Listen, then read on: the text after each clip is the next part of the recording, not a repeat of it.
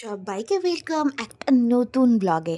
আর আজকের ব্লগটা আমার জন্য একটু স্পেশাল হতে পারে, কারণ হচ্ছে আজকে একটা আমি নতুন এক্সপিরিয়েন্স করতে যাচ্ছি শিলিগুড়িতে। তো সকাল সকাল আমি বেরিয়ে গেছি বাসে করে, আর এই ফার্স্ট টাইম আমি একা বাস জার্নি করলাম। মানে সবসময় বিয়ের পর তো আমি একা জার্নি খুব একটা করিনি।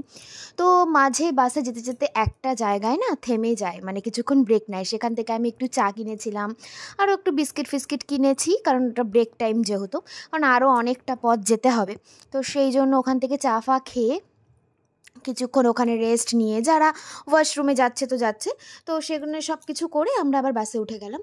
তো এই দেখো, দেখতেই পাচ্ছ কি সুন্দর জায়গাটা, সকাল সকাল একদম পুরো পুরী ভাজছিল। যাই হোক, তো সকালে এই তোর্ষা নদীটা কী ভালো যে লাগে দেখতে, সত্যি দারুণ লাগছে দেখতে। তো আমরা এটা দেখতে দেখতে আমি চললাম আমার পথে।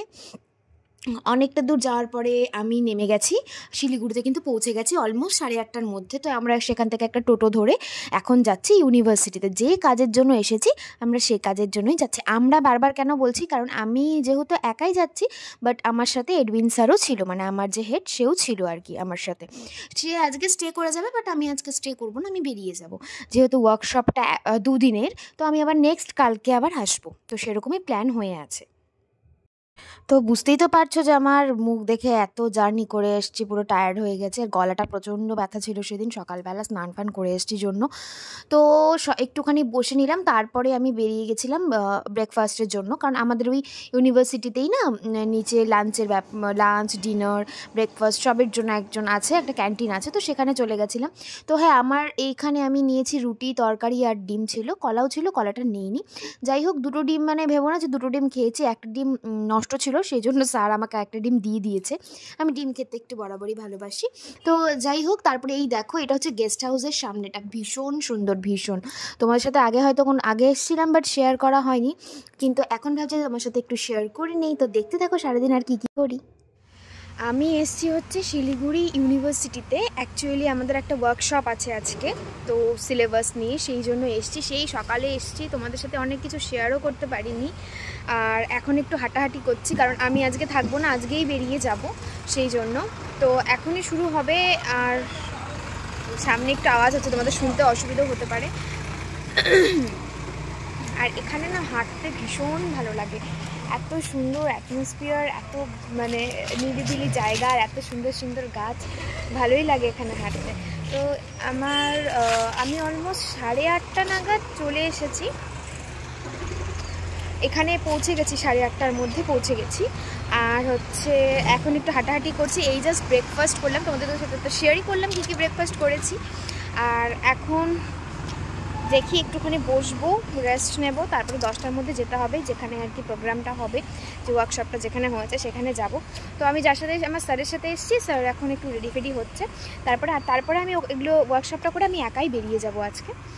তো চলো যাওয়া যাক।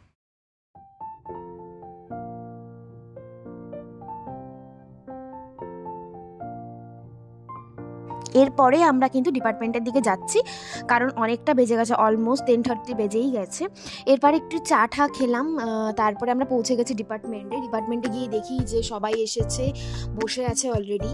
এরপরে যারা ইনভাইটেড ছিল পার্সন ইউজিসি, তাদের সবাইকেই তাদেরকে সম্বর্ধনা দেওয়া হলো।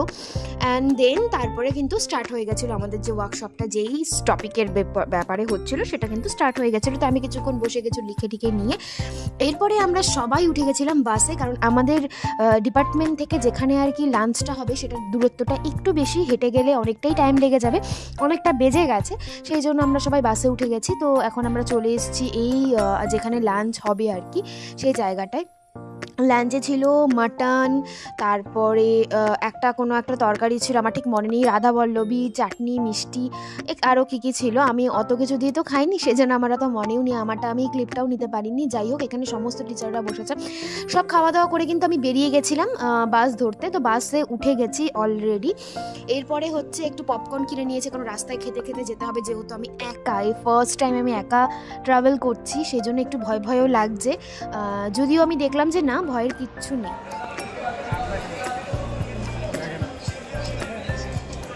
এই জাস্ট বাসে এসে বসছি, সারাদিন তোমাদের সাথে তো কথাও হয়নি। আগে বাসে উঠেছি ইউনিভার্সিটি থেকে, তারপরে এখানে এসে বসলাম। যাই হোক, কথা বলছি, প্রচণ্ড গরম লাগছে। আর এই যে আমি বসেছি, একদম উইন্ডো সিটটা পেয়েছি, মানে খুব তাড়াতাড়ি চলে এসেছি জন্য। ঠিক আছে, পরে চলো তাহলে এবার আমরা শশা খেতে খেতে জার্নিটা শুরু করা যাক। তো এই জার্নিটাতে অনেক কিছু শিখেছি, কারণ যেহেতু আমি একা বেরিয়েছি। যাই হোক, এই আমরা এখন ধূপগুড়িতে পৌঁছে গেছি অলমোস্ট। তো এখান থেকে আর 1-2 ঘন্টা সম্ভবত। তো এইভাবে আমি চারিদিক দেখতে দেখতে, আর ওটা হচ্ছে কালী পুজোর মন্দির, এখনও খোলেইনি। যাই হোক, এইভাবেই আমি বাসে চড়তে চড়তে চলো বাড়িতে পৌঁছে যাই। আর তোমরাও থাকো, কেমন লাগলো ব্লগটা প্লিজ জানিও।